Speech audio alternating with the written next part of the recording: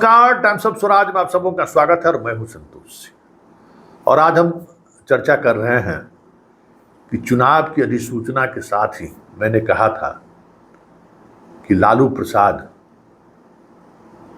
कहीं न कहीं नरेंद्र मोदी के साथ अंडर टेबल डील कर लिया है, या फिर मैंने कहा था कि लालू प्रसाद 2024 को लेकर गंभीर नहीं है, वो 2025 की सियासत साध रहे हैं, 2024 के प्रति वो ईमानदार नहीं है। आज रिजल्ट सामने है। तेजस्वी का 250 सभा, मुकेश सहनी को साथ लेकर घूमने की उनकी नीति, कुशवाहा को ज़्यादा से ज़्यादा टिकट देकर, भूमियारों को टिकट देकर जो सियासत वो साधने की कोशिश की, क्या ये सियासत 2024 से कहीं ज़्यादा 2025 को लेकर तो गंभीर नहीं था? इसकी गंभीरता क्या रही? बिहार को वो नेशनल नैरेटिव बनने ही नहीं दिया। आज यूपी का जो रिजल्ट आया, वहाँ तो उसके मुख्यमंत्री योगी मुख्यमंत्री थे, नीतीश कुमार से कहीं ज़्यादा मजबूत और प्रभावशाली मुख्यमंत्री थे। क्यों वहाँ बुरी हार हुई?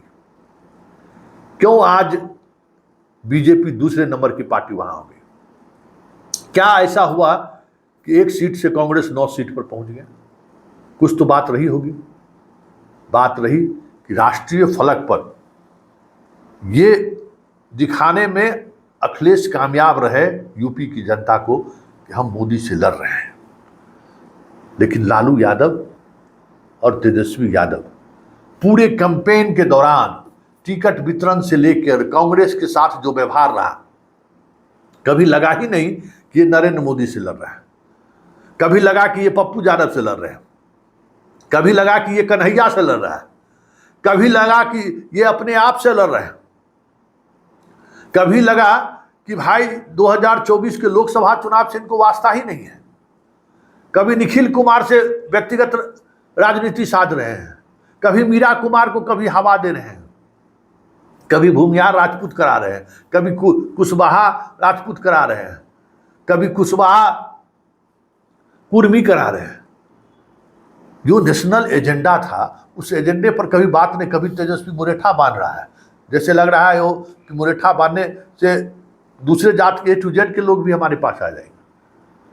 जो एजेंडा में नहीं था, जिसके सहारे राजनीति का 2024 के लोकसभा का कोई मतलब नहीं था, ठाकुर के कुआं को लेकर बयानबाजी हो रही थी। जिस ठाकुर को कुआं से इस चुनाव से कोई वास्ता नहीं था। इस चुनाव से वास्ता था जिस बात को लेकर चीज़ें चल रही थी, वो था बेरोजगारी, वो था महंगाई, वो था महिला योजनाएं महिलाओं को लेकर, वो था अग्निवीर, बहुत सारी ऐसे इश्यूज थे। लेकिन उन इश्यूज पर बोलने के बजाय फट फट फट फट फट सट सट सट सट सट, मतलब एक ही भाषण डे फर्स्ट से जो उन्होंने शुरू किया, जो 250 सभा जब उनकी खत्म हुई, तब तक वही फट फट सट सट लट लट पट पट करते रह गए। कभी गंभीरता दिखी ही नहीं कि मोदी के खिलाफ लड़ाई लड़ रहे हैं।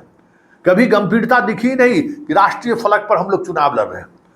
पप्पू यादव को से वहां पूर्णिया में निर्दलीय लड़ गए, तो उनको हराने के लिए यहां तक घोषणा उन्होंने कर दिया कि आप एनडीए प्रत्याशी को वोट कर दीजिए। आप बताइए, तो आज तेजस्वी सबसे पीछे बैठे हुए हैं ना। सबसे क्या स्थिति हो गई? सबसे पीछे वाले बेंच में बैठे हुए हैं। याद करिए वो दिन, इंडिया गठबंधन का जो स्वरूप है, उसकी शुरुआत नीतीश कुमार ने ही उसकी पहल की थी। पटना में पहली बैठक हुई थी, और पहली बैठक के दिन से जो साजिश शुरू हुई नीतीश को बाहर करने का और बेटा को मुख्यमंत्री बनाने को, उसी साजिश की वजह से ना आज नीतीश दूसरे खेमा में बैठे हुए हैं। अगर आज नीतीश साथ होते, जो सब कह रहा है कि चचा हो एक बार पलट जाइए, पूरा निम्स बन के चल रहा है ना, क्यों पलट जाइए? उस चचा को कहिए ना, जो धृतराष्ट्र की तरह जो है सो दुर्योधन को गद्दी पर बिठाने के लिए जो है सो सारी हदें को पार कर दिया उन्होंने, लड़ाई रहने ही नहीं दिया है कि हमारा बेटा ही गद्दी पर बैठे। पप्पू यादव को लेकर किस तरीके की राजनीति इन्होंने की? राहुल गांधी भागलपुर में आए सभा करने, तो बीमा भारती को लेकर पहुंच गए, और उसके बाद राहुल की कोई सभा नहीं हुई। अपनी बहन की बारी आए तो वो बुला लिए। और राहुल अंतिम फेज में जहां जहां से सभा किया, देख लीजिए चुनाव परिणाम क्या हुआ। आरा और पाटलिपुत्रा 2 सीटें तो आप जीत गए, उसमें अग्निवीर की भूमिका देखिए कितनी बड़ी भूमिका रही। नौजवानों ने किस उत्साह के साथ जो है सो मोदी के खिलाफ वोट किया और अपनी माँ को कैसे विवश किया वोट करने के लिए। तो नीतीश को बाहर का रास्ता दिखाने वाला कौन था? नीतीश के खिलाफ राजनीति किसने की? इंडिया गठबंधन के अंदर 2-2 कन्वेनर होगा। अरे जिस व्यक्ति ने इस पूरे मुहिम की शुरुआत की और उसका जो प्रदेश अध्यक्ष था अखिलेश, वो अपना मंत्री बनाने के लिए बेचैन था। यहाँ राष्ट्रीय फलक पर मोदी के खिलाफ बड़े गोलबंदी की तैयारी चल रही थी और वो राहुल गांधी से कह रहा है कि कहिए ना कांग्रेस का 2 मंत्री बना दे, नीतीश कुमार को कहवा रहे हैं। तो ये गंभीरता थी बिहार कांग्रेस का भी, और वही गंभीरता लालू यादव की रही कि पार्टी के अंदर जो चीजें हैं उसको कभी अस्थिर रहने ही नहीं दिया। नीतीश को हमेशा इस थ्रेट में रखा कि भाई बेटा को गद्दी छोड़ो, हम तुमको कन्वेनर बनाते हैं। तो आज इंडिया गठबंधन की सरकार होती ना, आज ढोल नगारा बजता रहता पूरे देश में, तो कौन जिम्मेवार है? जिम्मेवारी तय होगी तो किसका नाम सबसे पहले आएगा? आज अखिलेश कहाँ है? अखिलेश ने साबित कर दिया ना कि विपक्ष ने दिखाई अपनी ताकत कि हम नरेंद्र मोदी से लड़ सकते हैं। तो यूपी अयोध्या जैसा सीट वो जीत लिया। और ये इनके अधिकांश उम्मीदवार की क्या स्थिति हुई आपके सामने है। एजेंडा ही नहीं रहा, नेशनल एजेंडा पर इन्होंने चुनाव ही नहीं लड़ा और अब कह रहे हैं कि हमारा वोट प्रतिशत बढ़ गया। बहुत अच्छा हुआ, वोट प्रतिशत बढ़ा कर रखिए ना, दिल खुश करिए। इस हालात के लिए बहलाने के लिए कुछ भी बोलिए, लेकिन इस आरोप से अब लालू यादव या लालू परिवार कभी नहीं बच सकता है कि जब इतिहास लिखाएगा इस दौर के राजनीतिक दौर का, लिखाया जाएगा कि नरेंद्र मोदी को फिर से सत्ता में वापस आए, उसके लिए अगर किसी एक व्यक्ति की जिम्मेवारी तय होगी तो लालू यादव की होगी। जनता ने तो उसे खारिज कर दिया था, लेकिन लालू यादव की राजनीति ने उन्हें फिर से वापस कर दिया है। ये तो दुनिया सब लोग अब महसूस करने लगे हैं। जब मैं कह रहा था कि लालू मोदी से मिले हुए हैं अंडर टेबल, तो सब लोग हंस रहे थे कि क्या बात संतोष करते हो।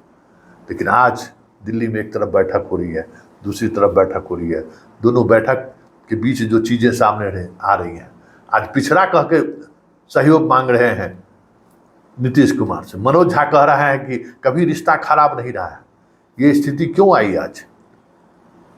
कल मौका था नीतीश के साथ खड़े होने का, तो आप अपने बेटा का गद्दी की साजिश में लगे रहे। देश से कोई वास्ता नहीं रहा। तो देश को चाहने वाले लोगों ने सबक सिखा दिया लालू यादव को। देश के चाहने वाले लोगों ने समझ लिया कि लालू यादव की मंशा मोदी सत्ता से हटे ये नहीं है, मोदी की सत्ता पर ब्रेक लगे ये नहीं है। इनकी मंशा सिर्फ और सिर्फ बेटे को गद्दी पर कैसे बिठाया जाए, यही है। ऐसे में हजारों लाखों ऐसे नौजवान, ऐसे वोटर जो बदलाव चाहते थे, वो चुपचाप घर बैठ गए। नेशनल नैरेटिव बना ही नहीं बिहार में, जातीय नैरेटिव बनाने में लगे रहे और रिजल्ट क्या हुआ आपके सामने है।